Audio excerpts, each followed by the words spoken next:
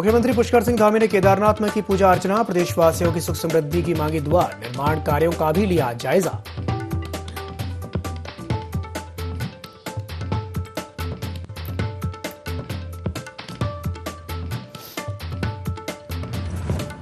अंतर्राष्ट्रीय बालिका दिवस पर हल्द्वानी पहुंची कैबिनेट मंत्री रेखा आर्या, बालिकाओं को सिखाया स्वच्छता का पाठ, 3000 बालिकाओं को बांटे गए सैनिटरी पैड्स।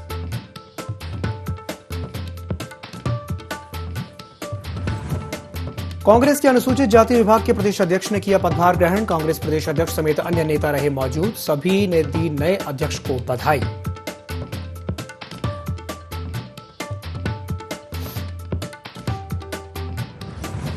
लगातार हो रही तेज बारिश से नानकमत्ता डैम का बढ़ा जलस्तर, डैम से छोड़ा गया 4000 क्यूसेक पानी छोड़ने से निचले स्थानों पर भरा पानी।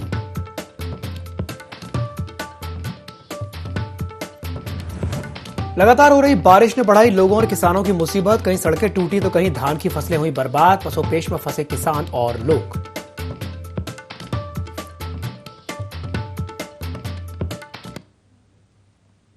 नमस्कार, देवभूमि लाइव में आप सभी का स्वागत है। मैं हूं आपके साथ दिव्यांशु जोशी। उत्तराखंड में लगातार हो रही बारिश से जनजीवन अस्त व्यस्त हो गया है। लगातार मूसलाधार बारिश के चलते बोर और हरिपुरा जलाशय का जलस्तर बढ़ गया है। तो वहीं सिंचाई विभाग के अधिशासी अभियंता हरपाल सिंह ने कहा कि मैदानी क्षेत्र में अत्यधिक बारिश होने के कारण बोर जलाशय खतरे के निशान से नीचे है, जिससे किसी को घबराने की आवश्यकता नहीं है। प्रशासन मुस्तैद है, प्रशासन बोर जलाशय पर नजर बनाए हुए है।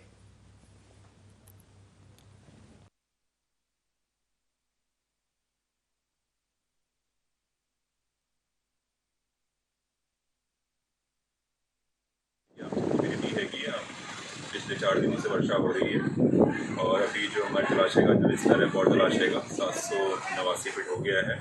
और क्योंकि लगातार बारिश जारी है, इसको एहतियात के तौर पे हमने लगभग 200 क्यूसेक से मांस पानी छोड़ा हुआ है और अभी हमारा जो लेवल है 789 फीट है और एफआरएल जो है हमारा पूर्ण जलाशय स्तर 795 फीट है, जिससे कि अभी हम काफ़ी डाउन है।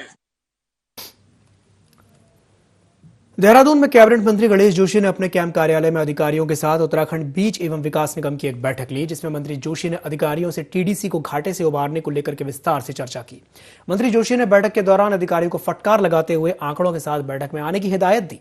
मंत्री गणेश जोशी ने कहा कि टीडीसी के घाटे में जाने के कारण का पता लगाकर उस घाटे से उबारने के प्रयास किए जाने चाहिए। इसके साथ ही टीडीसी के चेयरमैन की नियुक्ति के साथ ही स्टडी के लिए एक्सपर्ट कंसल्टेंट हायर करने के भी निर्देश दिए।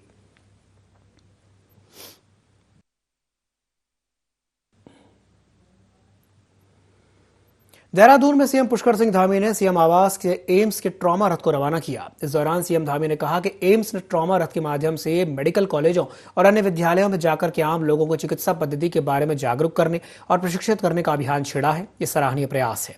उन्होंने कहा कि उत्तराखंड विषम भौगोलिक परिस्थितियों वाला राज्य है, चिकित्सा के क्षेत्र में इस तरह की पहल कारगर साबित होगी। एम्स ऋषिकेश के एसोसिएट प्रोफेसर डॉक्टर मधुर उनियाल ने कहा कि 11 से लेकर के 17 अक्टूबर तक ट्रॉमा सप्ताह मनाया जा रहा है।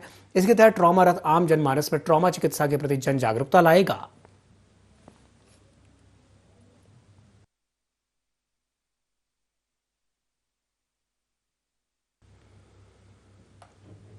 हल्द्वानी में आफत की बारिश से नदी नाले उफान पर हैं। गौला नदी, नंदौर नदी और शेर नाले का रौद्र रूप देखने को मिल रहा है। सितारगंज मार्ग में शेर नाले का पानी भरने से हल्द्वानी सितारगंज मार्ग चोर गलियां से बंद हो गया है। इसके बावजूद लोग जान जोखिम में डालकर अपने वाहनों को पार कराने से बाज नहीं आ रहे हैं। इसी के चलते यात्रियों से भरी एक बस उफनते नाले में फंस गई। गनीमत यह रही कि ड्राइवर की सजगता से कोई बड़ा हादसा नहीं हुआ। काफी मशक्कत के बाद 10 को सुरक्षित निकाला जा सका। घटना के बाद नैनीताल एएसएसपी पंकज भट्ट ने लोगों से उफनते नदी नाले पार नहीं करने की अपील की है।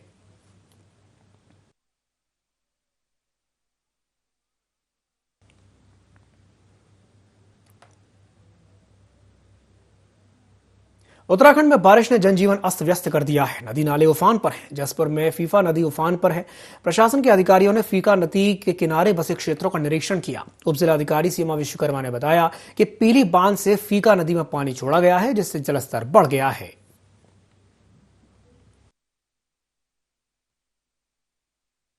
लगातार बारिश हो रही है और कल रात काफ़ी तेज़ बारिश हुई थी, तो इस कारण से यहाँ पर राजपुर में विजिट किया गया है, क्योंकि जो ये गांव है थोड़ा संवेदनशील गांव है और फीका नदी के पार बसा हुआ है। तो उसी को देखते हुए हम लोग यहाँ पर, हमारी पूरी टीम मौके पर मौजूद है और ये देख रहे हैं कि क्योंकि लगातार बारिश से, और क्योंकि ये सुनने में भी आ रहा है कि सुबह भी पानी छोड़ा गया था, तो काफ़ी जल स्तर इसका बढ़ा हुआ है।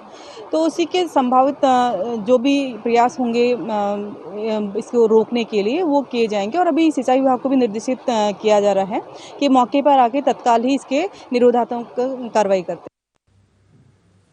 त्रिस्तरीय पंचायत चुनाव के बाद अब ब्लॉक प्रमुख के चुनाव की सरगर्मियां बढ़ने लगी हैं। इसी के चलते ब्लॉक प्रमुख पद के लिए नारसन विकासखंड के प्रमुख पद के लिए बीजेपी समर्थित प्रत्याशी कोमल देवी भारी समर्थकों के साथ आज नामांकन करने पहुंची। तो इस दौरान कोमल देवी के प्रतिनिधि के रूप में कविंद्र चौधरी ने मीडिया से रूबरू होते हुए बताया कि अगर कोमल देवी विकासखंड नारसन के ब्लॉक प्रमुख बनती हैं तो क्षेत्र में विकास कार्यों को लेकर एक नया कीर्तिमान स्थापित होगा।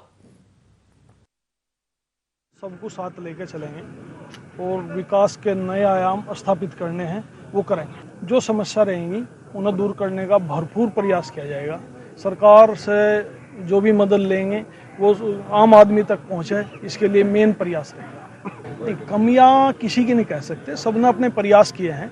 जो प्रयास में कहीं कमी रही उसे, जो अधूरा रहा है उसे पूरा करें। बहुत हर्ष का विषय है, कोमल देवी जी ने जो हमारे मित्र कविंद्र चौधरी जी, जो हमारे भारतीय जनता पार्टी के वरिष्ठ नेता हैं, उनकी पुत्रवधू हैं, उन्होंने आज ज्येष्ठ यहाँ पर ब्लॉक प्रमुख के पद पर नामांकन किया है और ज्येष्ठ ब्लॉक प्रमुख के पद पर विक्रांत राठी ने और कनिष्ठ ब्लॉक प्रमुख के पद पर डोली जी ने यहाँ पर नामांकन किया है। और हमें पूर्ण विश्वास है कि ये निर्विरोध यहाँ पर चुनाव संपन्न होगा। 3 बजे तक का समय, उसके बाद में कल जांच होगी और कल ये जो है इसका रिजल्ट।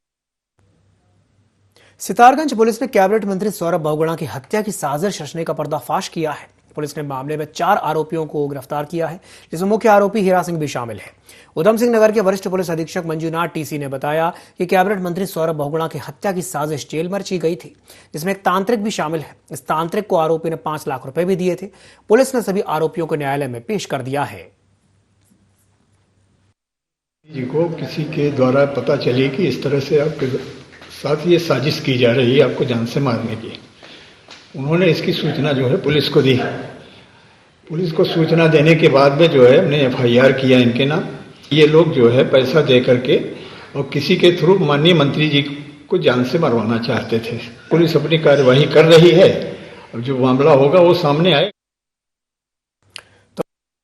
देखिए, जो पर हमने एक अभियोग पंजीकृत कराया है, जिसमें माननीय मंत्री जी सौरभ बहुगुणा जी के विरुद्ध जो है षड्यंत्र रच के उनको नुकसान पहुंचाने के संबंध में FIR पंजीकृत किया है। इसमें काफ़ी मतलब रिवीलिंग चीज़ें हमें मिली हैं। काफ़ी पैसा हाथ बदला है और बाहर से कुछ व्यक्तियों को लाने का मतलब प्लानिंग भी चल रहा था। इस संबंध में पूछताछ के बाद जो है हमने 4 लोगों को हमने हिरासत में लेकर गिरफ्तार कर दिया गया है। अग्रिम विवेचना प्रचलित है। अभियुक्तों ने ये कबूला कि 5,70,000 रुपये उसको पेमेंट मिला है माननीय मंत्री जी को नुकसान पहुंचाने के लिए। बढ़ते हैं अगली बड़ी खबर की ओर। केदारनाथ में पीएम मोदी के संभावित दौरे से पहले सीएम का केदारनाथ दौरा देखने को मिला है। सीएम धामी से पत्नी केदारनाथ पहुंचे। केदारनाथ पहुंच करके उन्होंने पूजा अर्चना की है। निर्माण कार्यों का उन्होंने जायजा लिया। सभी कार्यों को समय से पूरा करने के निर्देश जारी किए हैं। बड़ी खबर है उत्तराखंड के केदारनाथ से। मुख्यमंत्री पुष्कर सिंह धामी सपत्नी केदारनाथ धाम पहुंचे हैं। केदारनाथ धाम पहुंच करके उन्होंने पूजा अर्चना की है। पीएम मोदी के संभावित दौरे से पहले सीएम का केदारनाथ दौरा देखने को मिला है। केदारनाथ पहुंच करके मुख्यमंत्री पुष्कर सिंह धामी ने पूजा अर्चना भी की है। साथ ही साथ निर्माण कार्यों का जायजा भी लिया है और सभी कार्यों को समय से पूरा करने के उन्होंने निर्देश जारी किए हैं। उत्तराखंड के केदारनाथ से ये बड़ी खबर है। प्रधानमंत्री नरेंद्र मोदी के संभावित दौरे से पहले मुख्यमंत्री पुष्कर सिंह धामी का केदारनाथ दौरा देखने को मिला है। सीएम धामी सपत्नी केदारनाथ पहुंचे हैं। यहां पहुंच करके उन्होंने पूजा अर्चना की। साथ ही साथ निर्माण कार्यों का भी उन्होंने जायजा लिया है और सभी कार्यों को समय से पूरा करने के निर्देश अधिकारियों को जारी किए हैं। तो पीएम मोदी के संभावित दौरे से पहले मुख्यमंत्री पुष्कर सिंह धामी का केदारनाथ दौरा देखने को मिला है। सीएम धामी सपत्नी केदारनाथ पहुंचे हैं। केदारनाथ पहुंच करके उन्होंने पूजा अर्चना की है और निर्माण कार्यों का जायजा लिया। वहां पर जो निर्माण कार्य चल रहे हैं उनको मुख्यमंत्री धामी ने बारीकी से देखा, परखा और सभी कार्यों को समय से पूरा करने के निर्देश जारी किए हैं। ये बड़ी खबर है केदारनाथ से।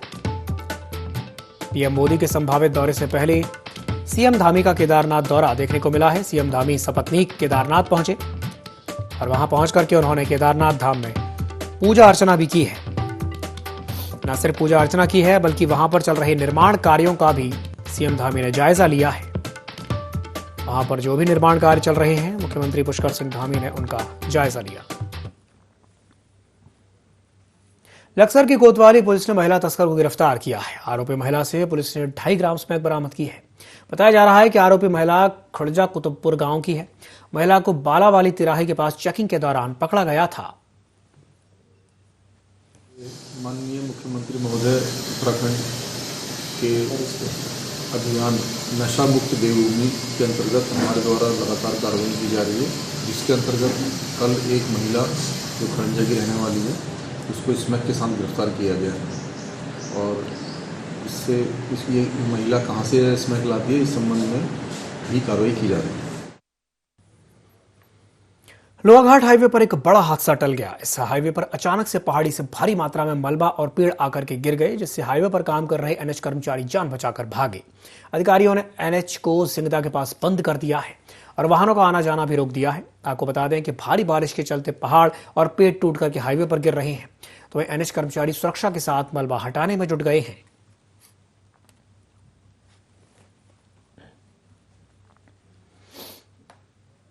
बेमौसम बारिश ने प्रदेश भर में आफत मचा दी है। चंपावत में 4 दिनों से हो रही लगातार बारिश से थोड़ी राहत के बाद स्कूल खुले। घर में कैद बच्चे स्कूल पहुंचे तो उनके चेहरे खुशी से खिल उठे। दरअसल मौसम विभाग के भारी बारिश का अलर्ट जारी करने पर स्कूलों की छुट्टी घोषित कर दी गई थी, जिसके बाद बच्चों के स्कूल पहुंचने से स्कूल परिसर में भी रौनक दिखाई दी। आज स्कूल खुला है, हमें बहुत अच्छा लग रहा है। बारिश की वजह से स्कूल बंद था, आज स्कूल में जाके पढ़ाई करेंगे, बहुत अच्छा लगेगा। पीएम मोदी के ड्रीम प्रोजेक्ट ऋषिकेश से कर्णप्रयाग रेल लाइन में पैकेज 7A के पोर्टल 2 में पहली मुख्य टनल को ब्रेक थ्रू किया गया। आरवीएनएल और मैक्स कंपनी के अधिकारियों ने मेन टनल का फास्ट ब्रेक थ्रू किया, जिसके बाद अधिकारियों और कर्मचारियों ने मजदूरों के साथ टनल के भीतर जश्न मनाया। रेलवे विभाग की यह बड़ी उपलब्धि है। खुशी का मौका है। हमने जो खाकरा से नरकोटा के बीच में 2 किलोमीटर लंबी मुख्य टनल है, जो कि ऋषिकेश कर्णप्रयाग को जोड़ती है, इसका पहला ब्रेक थ्रू था आज। ये पूरे परियोजना का पहला ब्रेक थ्रू है जो मुख्य टनल है हमारी। इससे पहले हमने एस्केप टनल का भी ब्रेक थ्रू किया था, वो भी परियोजना का मुख्य पहला ब्रेक थ्रू था। ये मुख्य टनल का ब्रेक थ्रू लगभग 520 दिन में कंप्लीट हुआ है। इसमें कंपनी का मैनेजमेंट, कंपनी के ऑफिसर्स, कंपनी के कर्मचारी सभी का बहुत बड़ा सहयोग है और इसमें आरबीएल और पीएमसी का बहुत बड़ा सहयोग है। उत्तराखंड क्रांति दल यानी कि यूकेडी का प्रदेश स्तरीय अधिवेशन कुमाऊं के बागेश्वर जनपद की कत्यूर घाटी में आयोजित किया गया, जिसमें उत्तराखंड की प्रमुख समस्याओं पर चर्चा की गई। यूकेडी जिला अध्यक्ष हीरा वल्लभ भट्ट का कहना है कि बीजेपी और कांग्रेस ने बारी बारी से इस प्रदेश को छला है। पहाड़ी जिलों का विकास अभी भी मीलों दूर है। इन सभी समस्याओं को लेकर की यूकेडी जल्द ही सड़कों पर उतरेगी।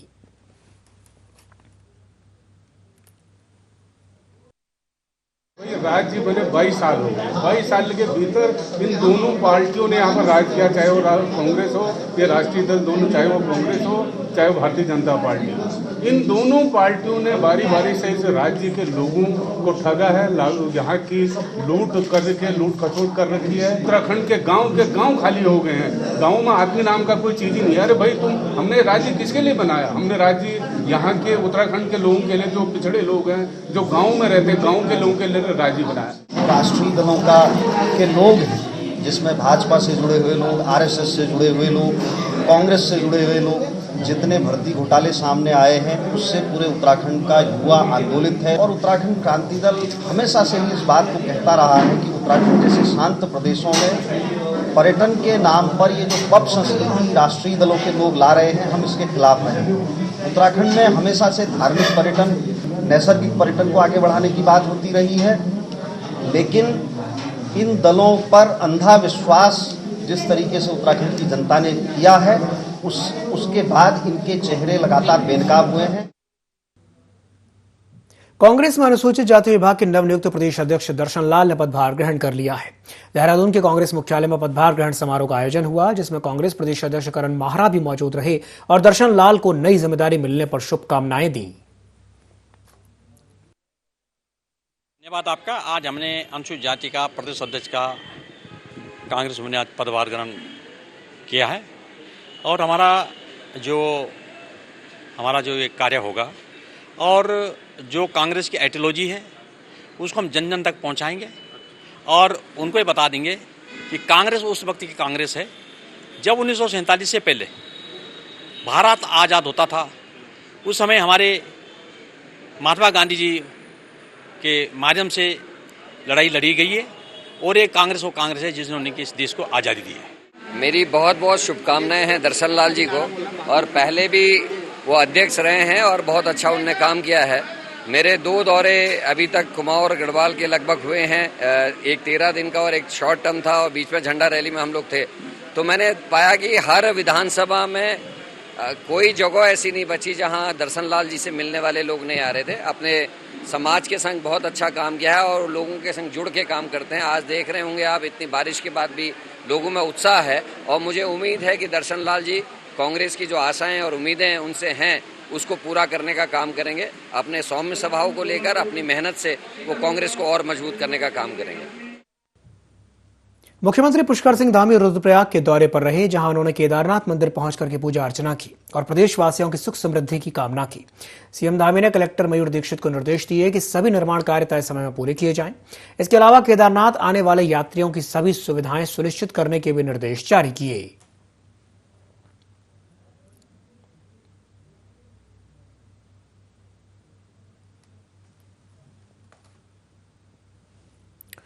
तो मुख्यमंत्री पुष्कर सिंह धामी रुद्रप्रयाग के दौरे पर रहे, जहां उन्होंने केदारनाथ मंदिर पहुंच करके पूजा अर्चना की है, साथ ही साथ प्रदेशवासियों की सुख समृद्धि की कामना की है। पिरान कलियर स्थित दरगाह में आयोजित उर्स मेला में जियारत करने सैकड़ों लोग आए थे, तो वहीं धनौरी बावन दर्रा रतमाऊ नदी पर नहाने के लिए गए एक महिला, एक किशोर और एक अधेड़ की डूबने से मौत हो गई, जिसमें गोताखोरों की मदद से 2 शवों को तो बाहर निकाल लिया गया है, जबकि एक शव की तलाश जारी है। पुलिस मामले की जांच पड़ताल कर रही है।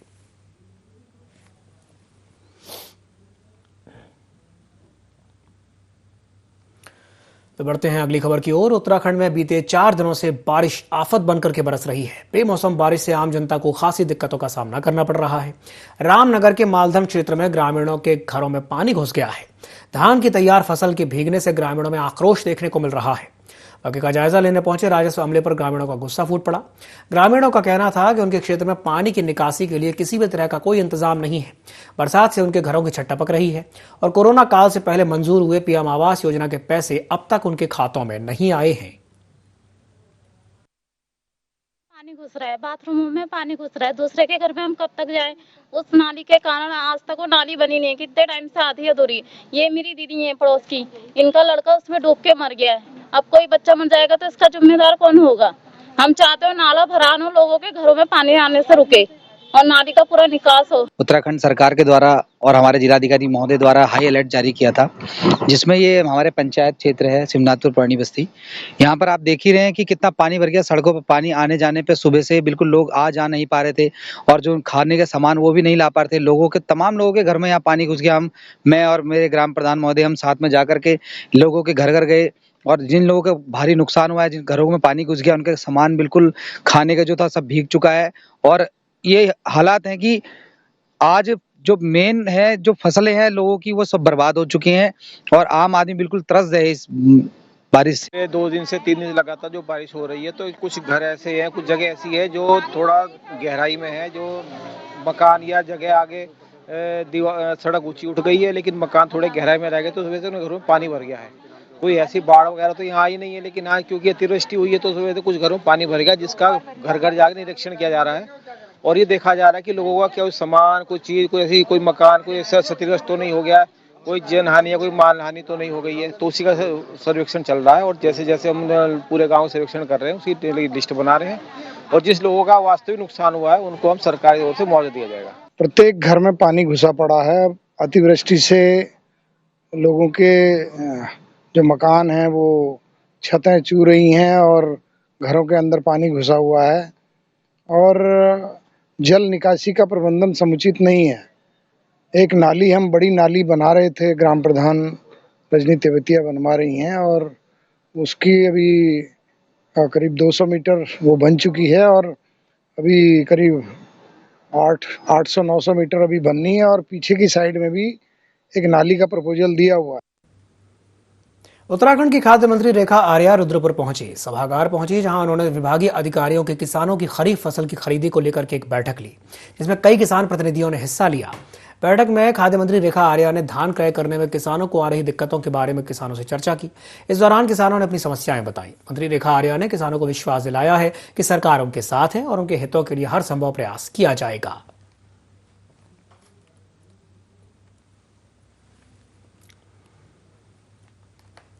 कैबिनेट मंत्री डॉक्टर धन सिंह रावत नई दिल्ली के दौरे पर हैं। इस दौरान उन्होंने केंद्रीय परिवहन मंत्री नितिन गडकरी से मुलाकात की और प्रसिद्ध सिद्धपीठ मां धारी देवी के परिसर लोकार्पण कार्यक्रम में आने के लिए आमंत्रित किया। तो वहीं श्रीनगर में पंचपीपल के स्वीत गांव तक प्रस्तावित एलिवेटेड रोड को लेकर के चर्चा की।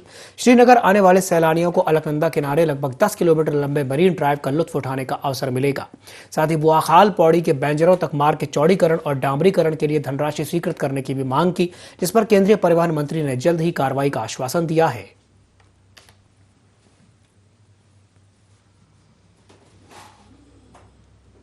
धनौल्टी के जौनपुर में त्रिस्तरीय खेल महाकुंभ का आयोजन किया गया। कार्यक्रम में स्कूली छात्र छात्राओं ने बढ़ चढ़ करके हिस्सा लिया।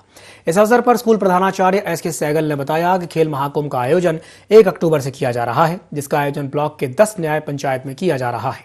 राजकीय इंटर कॉलेज कत्यूड़ चल रहे कार्यक्रम का समापन 15 अक्टूबर को किया जाएगा। न्याय पंचायत स्तर पर महाकुंभ 2022 की शुरुआत हुई है। तो ये 3 दिवसीय कार्यक्रम है। तो न्याय पंचायत स्तर पर ये खेल आज हमारे विद्यालय में हो रहा है। तो बच्चों से हमें अपेक्षा यही है कि सर्वांगीण विकास के लिए पढ़ाई के साथ साथ खेल बहुत ज़रूरी है। और हमारे पूरे ब्लॉक में 10 न्याय पंचायतों में ये खेल का कार्यक्रम चल रहा है, जो कि 1 अक्टूबर से प्रारंभ हुआ और 15 अक्टूबर तक ये कार्यक्रम चलेगा। न्याय पंचायत खेड़ा के अंतर्गत आज 2 दिवसीय खेल का आयोजन की शुरुआत हुई है और खेल की शुरुआत खंड से अधिकारी प्रतिनिधि के रूप में श्री एस के सहगल जी के द्वारा और प्रधानाचार्य श्री कुमार जी के द्वारा आज शुभारंभ किया गया। रही बात बच्चों के मोटिवेशन की, तो बच्चों को मैं समय समय विद्यालय पर हम लोग खेल का आयोजन करते रहते हैं। एक पीरियड जो है बच्चों का हमारा अलग से खेल के लगा रखा है, जिसमें हम बच्चों को खेल संबंधित बातें, खेल की तकनीकी जानकारियाँ और खेल के बारे में संपूर्ण जानकारी और खेल से होने वाले लाभ, उससे प्राप्त होने वाला भविष्य के प्रति आप लोगों को मिलने वाला उससे लाभ, इसके बारे में हम बच्चों को जागरूक करते रहते हैं। आज हमारे विद्यालय में जो है न्याय पंचायत स्तर पर खेल महाकुंभ का शुभारंभ हुआ है। जैसे कि मेरे ब्लॉक के खंड शिक्षा प्रतिनिधि प्रधानाचार्य राजकीय इंटर कॉलेज धतूड़ के श्री एस के सहगल जी ने आपको जो है बताया होगा कि किन किन विद्यालयों ने इसमें प्रतिभाग किया। लेकिन मैं प्रायः देख रहा हूँ, कई जगह मैं गया हूँ क्षेत्र में, लेकिन बालिकाएं जो है आगे हैं और बालक जो है पीछे हैं। तो मैं चाहता हूं कि जिस तरह हमारी बालिकाएं हर क्षेत्र में आगे हैं, बालक भी जो है ये दबूपन न रहे, बाकी बालिकाएं भी जो है आगे आए। इसी के साथ बुलेटिन में फिलहाल के लिए इतना ही। दीजिए इजाजत। नमस्कार।